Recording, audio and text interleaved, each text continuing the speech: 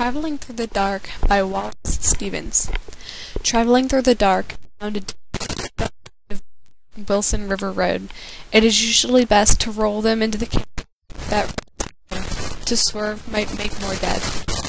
By the row of the tail, I stumbled back of the car and stood by the heap, a doe, a recent killing.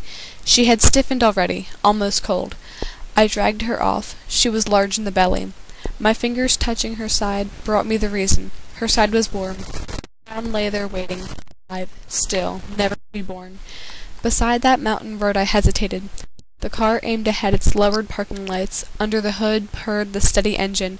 I stood in the glare of the warm exhaust turning red. Around our group I could hear the wilderness listen. I thought hard for us all, my only swerving, then pushed her over the edge into the river. Okay, starting simply, I'm going to look at the structure of the poem, which contains a total of 5 stanzas, and 18 lines total. There are no really similar numbers of lines for each stanza. It just kind of goes basically freestyle. There is very little structure in here, and the poem does not have any rhyme or rhythm of any type. And this could be because whenever the man hits the deer or comes across the deer, if he wasn't the one who hit it, he basically is losing the mind of his the structure of his mind, because he had just taken a life, and sooner he realizes that he also must take the life of a baby fawn. This man comes across a dead deer on the side of the road, and he is going to go push this deer off the side of the canyon so that other people who are driving don't get hurt by running over this deer.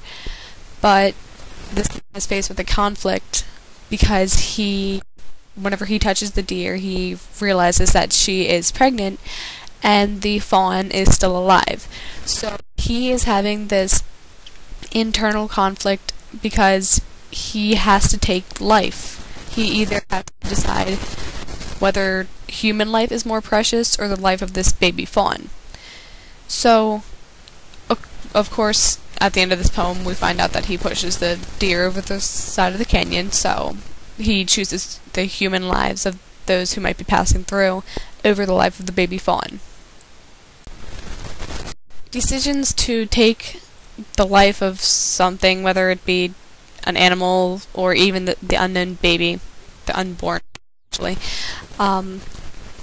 most people can relate just to the basic problem. They've come to, should they do this, should they do that? Everyone has these conflicts in their lives, which I think that's what the author is trying to get through. The reason why it's dark outside is because whenever we're faced with a difficult decision, sometimes the right answer isn't always clear. So we have to basically see through the darkness in order to find the right answer. In stanza 3, lines 2 and 3, her side was warm, her fawn lying there waiting, alive, still, never to be born. It kind of brings out the emotion of a lot of people who really greatly dislike abortion, because you have these children who are never going to be born, and just by saying never to be born, that this fawn will never see the light of day, it kind of brings out that emotion. Also, in stanza 4, the car aimed ahead its lowered parking lights. Under the hood purred the steady engine. I stood in the glare of the warm exhaust turning red, and around our group I could hear the wilderness listen.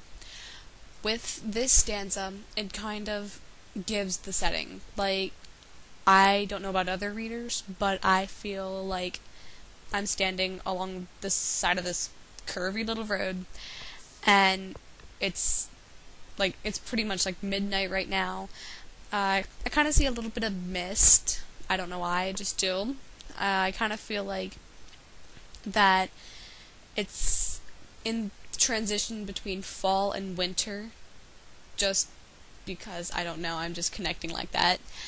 So, I mean, the readers can connect however they want, like, really however they want. Like, there's no details as to what time of year it is, which kind of lets the reader put themselves in this and think of their own, basically, setting for the situation.